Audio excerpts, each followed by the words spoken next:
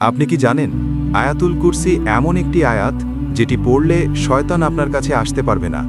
গভীর রাতে হঠাৎ ঘুম ভেঙে গেলে, যখন মনে হয় পুরো ঘরে আপনি একা নন, কোনো এক অজানা ভয় যখন আপনাকে ঘিরে ধরে, তখন আপনার প্রথম অস্ত্র হিসেবে থাকে আয়াতুল কুরসি। এই আয়াতটি তেলাওয়াত শুরু করার সাথে সাথে শয়তান ও জিন পালাতে বাধ্য হয়। কিন্তু কেন? কি এমন মহাশক্তি লুকিয়ে আছে এই আয়াতে? পবিত্র কোরআনের সবচেয়ে শ্রেষ্ঠ ও মর্যাদাপূর্ণ আয়াত আয়াতুল কুরসি। সূরা বাকারার 255 নম্বরে থাকা এই আয়াতটি আমাদের প্রায় সকলেরই মুখস্থ। এই আয়াতটি নাজিল হওয়ার সময় পুরো পৃথিবীতে এক অদ্ভুত আলোড়ন সৃষ্টি হয়েছিল। ইসলামিক ইতিহাস এবং হাদিস থেকে জানা যায়, আয়াতুল কুরসি সাধারণ কোনো আয়াত হিসেবে পৃথিবীতে অবতীর্ণ হয়নি। মুসনাদে আহম্মদ এর বর্ণনা অনুযায়ী নবীজি সাল্লাল্লাহু আলাইহি ওয়াসাল্লাম বলেছেন, এই আয়াতটি সরাসরি মহান আল্লাহর আরশের নিচের বিশেষ ভাণ্ডার থেকে অবতীর্ণ হয়েছে, যা অন্য কোনো নবীকে দেওয়া হয়নি। বলা হয়ে থাকে, যখন এই আয়াত নাজিল হয় তখন এর প্রচণ্ড দাপটে পৃথিবীর প্রতিটি মূর্তি উপুড় হয়ে পড়ে গিয়েছিল। শয়তানের রাজত্বে এক ভয়াবহ আতঙ্কের সৃষ্টি হয়েছিল। ইবলিস শয়তান চরম ভয় পেয়ে তার অনুসারীদের ডেকে বলেছিল, যাও খুঁজে দেখো পৃথিবীতে আজ কি এমন ঘটল। তারা চারদিকে ছুটে গিয়ে ফিরে এসে খবর দিল, মদিনায় মোহাম্মদ সাল্লাল্লাহু আলাইহি ওয়াসাল্লামের উপর এমন একটি আয়াত নাজিল হয়েছে যার অলৌকিক আলোতে পুরো পৃথিবী আলোকিত হয়ে গেছে। কিন্তু কি আছে এই আয়াতে? কেন এটি এত মর্যাদাপূর্ণ?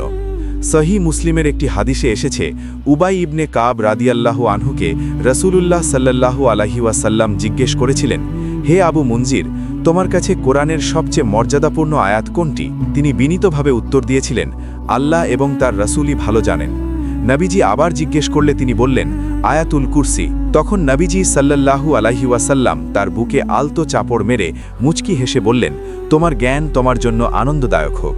এই আয়াতে আল্লাহ সুবহানাহু ওয়া তাআলা নিজের পরিচয় তুলে ধরেছেন। শুরুতেই বলা হয়েছে, আল্লাহ ছাড়া আর কোনো উপাস্য নেই, তিনি চিরঞ্জীব, চিরস্থায়ী। এরপর বলা হয়েছে তাকে তন্দ্রা বা ঘুম স্পর্শ করতে পারে না। এরপর আল্লাহ বলেছেন তার কুরসি অর্থাৎ তার সিংহাসন আসমান ও জমিনকে পরিবেষ্টন করে আছে। এই আয়াতটি আমাদের মনে করিয়ে দেয় পুরো মহাবিশ্বের তুলনায় আমরা কতটা ক্ষুদ্র আর আমাদের রবের ক্ষমতা কতটা বিশাল। এবার আসুন সবচেয়ে শিক্ষণীয় এবং রোমাঞ্চকর ঘটনাটিতে। কেন শয়তান এবং জিনেরা আয়াতুল কুরসিকে এত ভয় পায়? সহিহ বুখারী শরীফে একটি অত্যন্ত চমৎকার ঘটনা বর্ণিত হয়েছে। হযরত আবু হুরায়রা রাদিয়াল্লাহু আনহুকে রাসূলুল্লাহ সাল্লাল্লাহু আলাইহি ওয়াসাল্লাম রমজানের যাকাতের সম্পদ পাহারার দায়িত্ব দিয়েছিলেন। গভীর রাতে আবু হুরায়রা দেখলেন একজন লোক চুপি চুপি এসে চুরি করে খাবার নিয়ে যাচ্ছে। তিনি তাকে সাথে সাথে ধরে ফেললেন এবং বললেন, আমি তোমাকে আল্লাহর রাসূলের কাছে নিয়ে যাব। লোকটি তখন কাকুতি মিনতি করে বলল, আমি খুব অভাবী, আমার ছোট ছোট বাচ্চা আছে, আমাকে দয়া করে ছেড়ে দিন। আবু হুরায়রা রাদিয়াল্লাহু আনহু তাকে ছেড়ে দিলেন। পরদিন নবীজি সাল্লাল্লাহু আলাইহি ওয়াসাল্লাম আবু হুরায়রাকে দেখে জিজ্ঞেস করলেন, গত রাতের চোর কি করল? আবু হুরায়রা সব খুলে বললেন। নবীজি মুচকি হেসে বললেন, সে মিথ্যা বলেছে, সে আবারও আসবে। দ্বিতীয় রাতেও ঠিক একই ঘটনা ঘটল। তৃতীয় রাতে যখন আবু হুরায়রা তাকে শক্ত করে ধরলেন এবং বললেন, আজ আর তোমাকে কোনোভাবেই ছাড়ব না, তখন লোকটি এক অদ্ভুত প্রস্তাব দিল।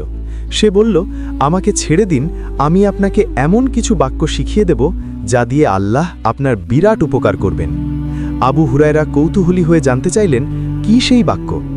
লোকটি বলল, রাতে যখন নিজের বিছানায় ঘুমাতে যাবে তখন সম্পূর্ণ আয়াতুল কুরসি পড়বে, তাহলে সারা রাত আল্লাহর পক্ষ থেকে তোমার জন্য একজন বিশেষ পাহারাদার নিযুক্ত থাকবে, আর সকাল পর্যন্ত কোনো শয়তান তোমার কাছেও ঘেঁষতে পারবে না। পরদিন সকালে রাসূলুল্লাহ সাল্লাল্লাহু আলাইহি ওয়াসাল্লাম সব শুনে বললেন, সে চরম মিথ্যুক হলেও এই কথাটি একদম সত্য বলেছে। এরপর নবীজি গভীর দৃষ্টিতে তাকিয়ে জিজ্ঞেস করলেন, হে আবু হুরায়রা, তুমি কি জানো পরপর 3 রাত তুমি কার সাথে কথা বলেছ? আবু হুরায়রা বললেন, না হে আল্লাহর রাসূল। নবীজি বললেন, সে ছিল স্বয়ং শয়তান। সুবহানাল্লাহ! একটু ভেবে দেখুন, শয়তান নিজেই স্বীকার করতে বাধ্য হয়েছে যে আয়াতুল কুরসির সামনে সে কতটা অসহায়।